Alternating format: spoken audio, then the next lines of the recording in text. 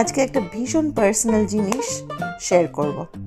আমার সবচেয়ে অপছন্দের কাজ হচ্ছে ইস্ত্রি করা। ইস্ত্রিটা দেখলে আমার গায়ের জ্বর আসে।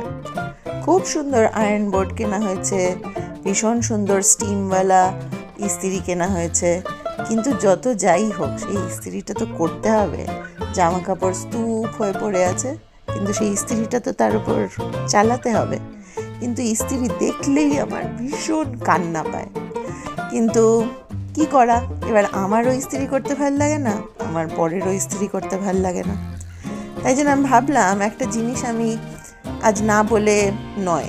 যখন মানুষ বিয়ে করে, ডেট করছে বা সম্বন্ধ করে বিয়ে করছে, তখন এই হাজার জিনিসের মধ্যে এই যে মানুষের কবে জন্ম, কী তারিখ, তারপর পঞ্জিকা দেখে বিয়ের তারিখ খোঁজা, তারপর মানে নানান কিছু চেক করা হয় তো বিয়ের আগে, এমনকি ব্লাড টেস্টও করা হয় আজকাল।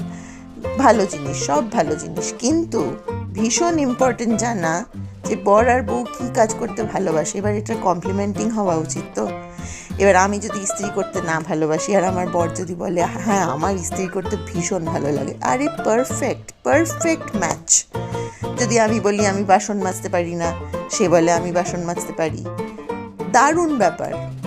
উল্টোটাও হবে নিশ্চয়ই, সে বলতে পারে যে না আমি সব করতে পারি কিন্তু আমি কাপড় মেলতে পারি না, বা আমি ঝাড় দিতে পারি না, আমি পোছা লাগাতে পারি না। আমি বললাম ওহ, আমার মানে এই ঝাড় দেওয়ার ব্যাপারটা আমার ভীষণ ভালো লাগে, আমার একটা ওয়ার্কআউটও হয়ে যায়, এই জিনিসটাতে আমি একদম রেডি।